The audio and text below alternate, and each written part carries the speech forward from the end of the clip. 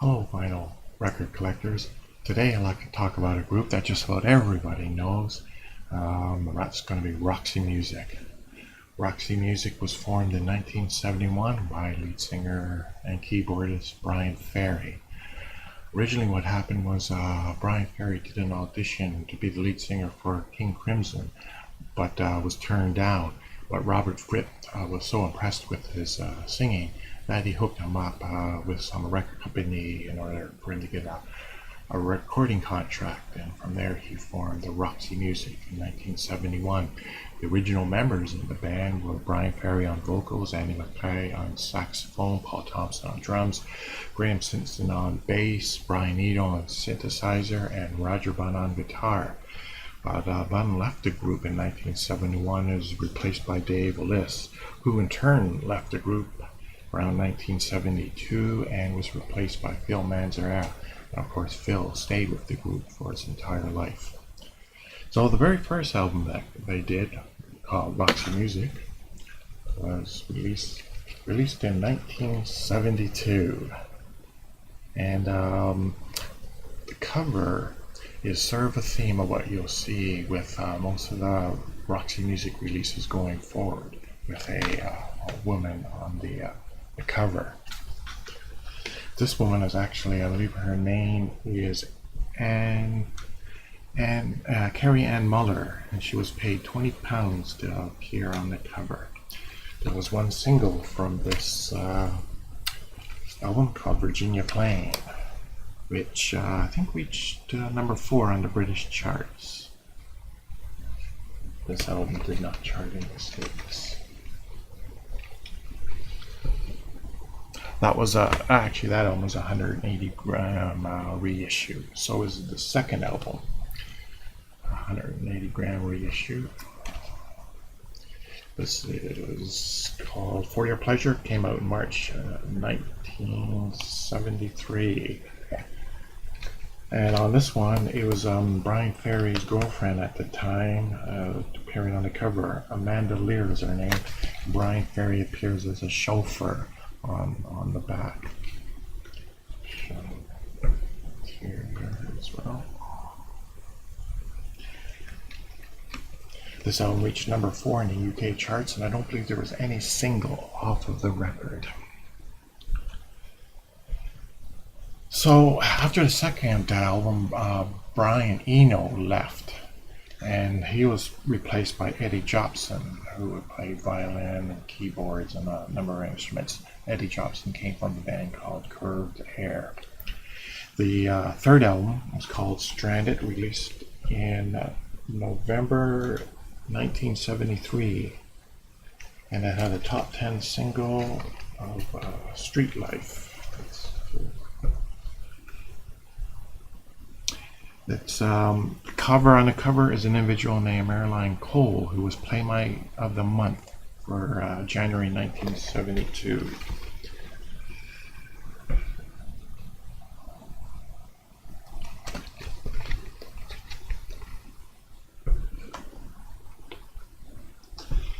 The next album, the fourth one, is called Country Life. This was released in 1974 and became the first album from Roxy Music to reach the top 40 in the US. This one reached number 3 in the UK.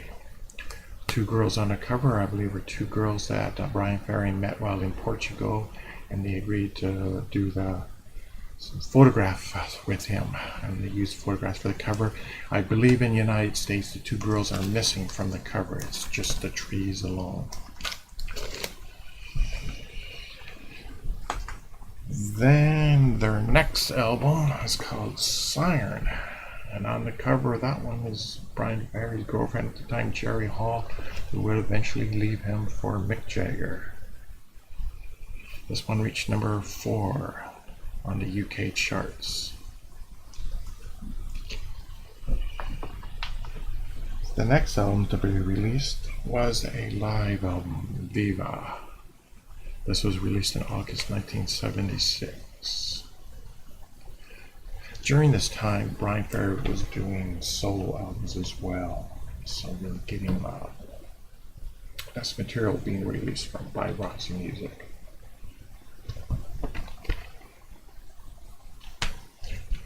Very good album. The next album is Manifesto, released in 1978.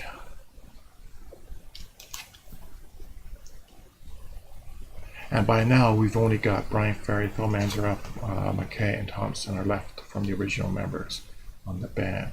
This one, it's mannequins on the cover. Women not, except I think right at the very back there's a couple that are real, but front it's all mannequins. This one I think charted number 7 in the UK, and had a couple singles off it on it.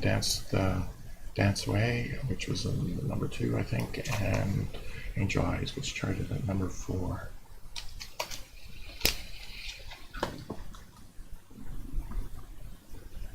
The next one, Flesh and Blood.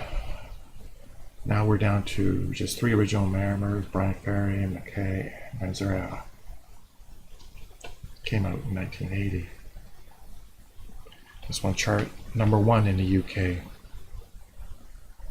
Spun off a couple of hits like Oh Yeah, Over You, Same Old Scene.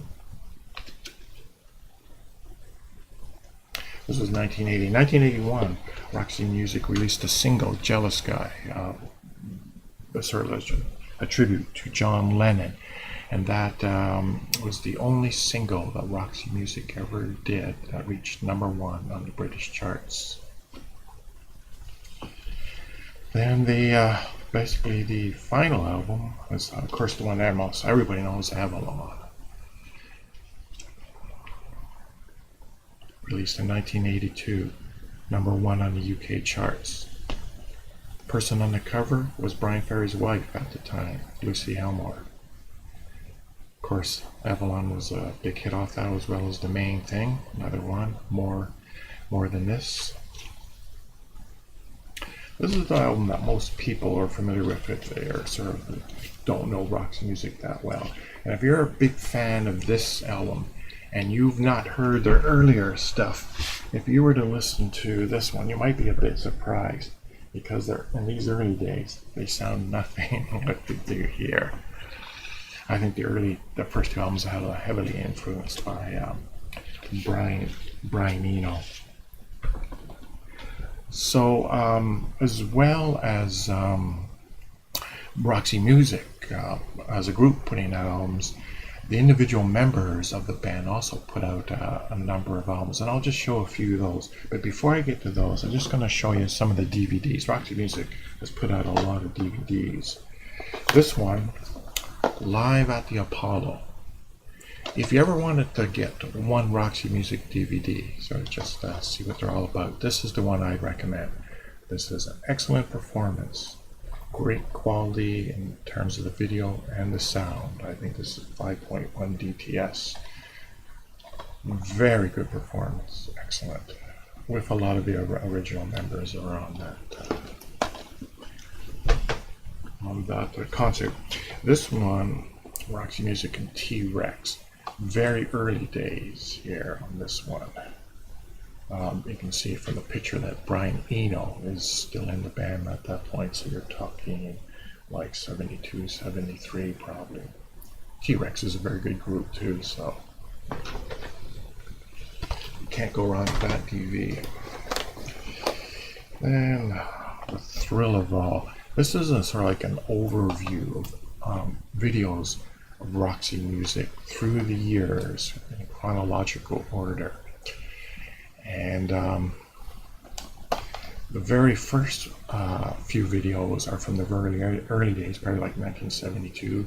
Brian Eno's in the band, and you can tell that the music and vocals, it's sort of like overdubbed or whatever. You're not getting the original audio, probably because it was pretty crap at the time. And then later on, later stuff with recordings are getting the original sound and video as well. This is a good one for die-hard Roxy Music fans who sort of want to follow through their history, especially the early stuff. It's fairly interesting when they're more of a glam band. This one, a high road, Roxy Music.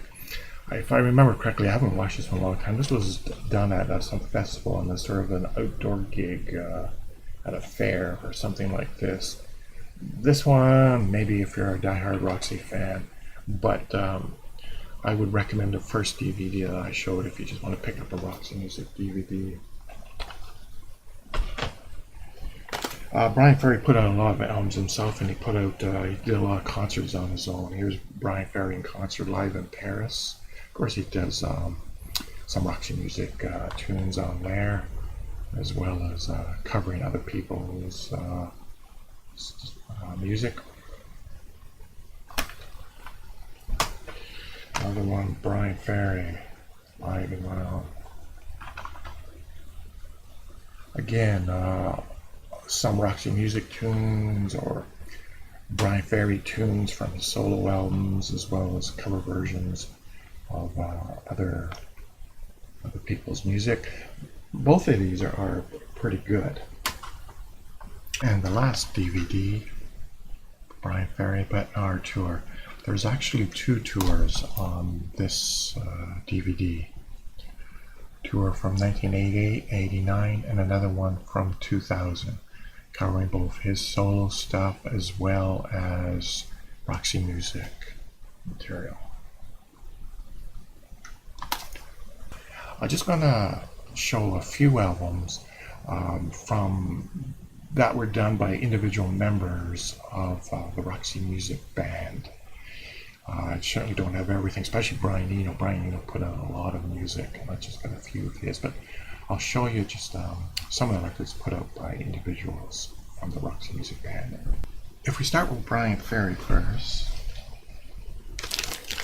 album I'll show is These Foolish Things. Came out in 1973, charted at number 5 on the UK charts.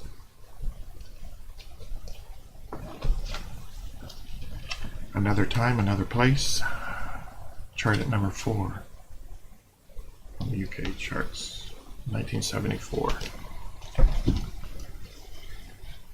1976, Let's Stick Together, charted at number 19.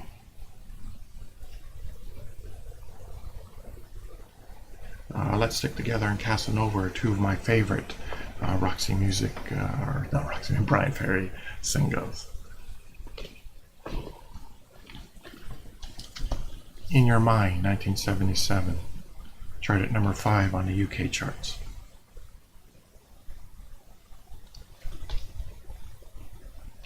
Probably one of my least favorite Bryan Ferry albums. There's still some good tracks on there. The Bride Stripped Bare, 1978, 13 on the UK charts. Is it a gatefold? Yep. Let's get back there.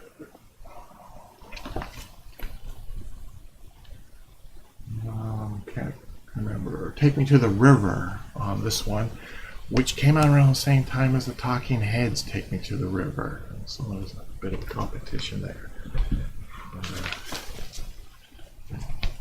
Boys and Girls, 1985, number 1 on the UK charts. For some reason, you have to put that one in.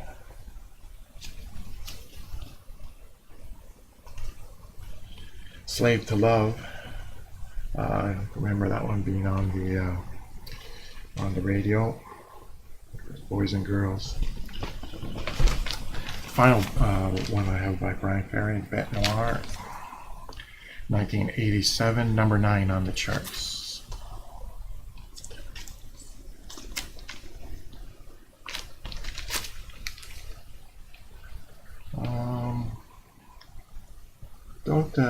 I don't know, from where I live, I don't think any of these really made it on the radio. Can't be absolutely sure. The next member of Roxy Music, I'll just show a few, is Brian Eno. Brian Eno. I think this is his first album. Here Come the Warm Jets. That's a good album. And if you look at the members playing on this group here, you can see they got Paul Thompson on drums and Chris Spedding and Phil Manzanera is on there. So you pretty much got almost all the Roxy Music band members except Bryan Ferry. Andy McKay is on there as well. There's another one that Bryan Ferry put out before and after summer. This is pretty good. On side one, you sort of got sort of like a new wave avant-garde type music, and side two is a little bit more ambient. This is a more recent one by Bryan Ferry, by Eno. I think it just came out a year or two ago. I think I just bought it off Amazon because it was cheap. I think this is an EP. This is one of the albums you play at either 33 or 45. Can't tell which speed it should be at. There's Brian Eno and David Byrne together. Was it My Life in a Bush of Ghosts? This is a really strange album. It's actually worth picking up if you ever see it at a vinyl show, flea market. There's some really strange stuff on here. The last track on side one, which is the Jezebel Spirit, is music put to an exorcism being performed. There's one with Phil Manzanera and Eno together, 801 Live.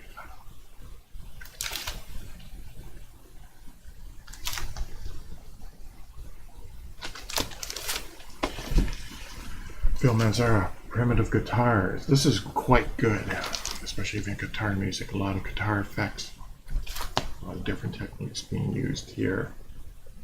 Impossible Guitar is one track on there that I really like. And finally, here's one that Andy McKay, the Resolving Contradictions. It's been a while since I played this one. Can't recall too much. I don't think when I listened to it, I don't think anything really stood out on this one. So that's pretty much it for Roxy Music. And Roxy Music is a pretty common group. I'm sure most everybody's got at least one or two Roxy Music albums in their collection. Pretty easy to find at flea markets and vinyl shows. So once again, thank you for watching and have a great day.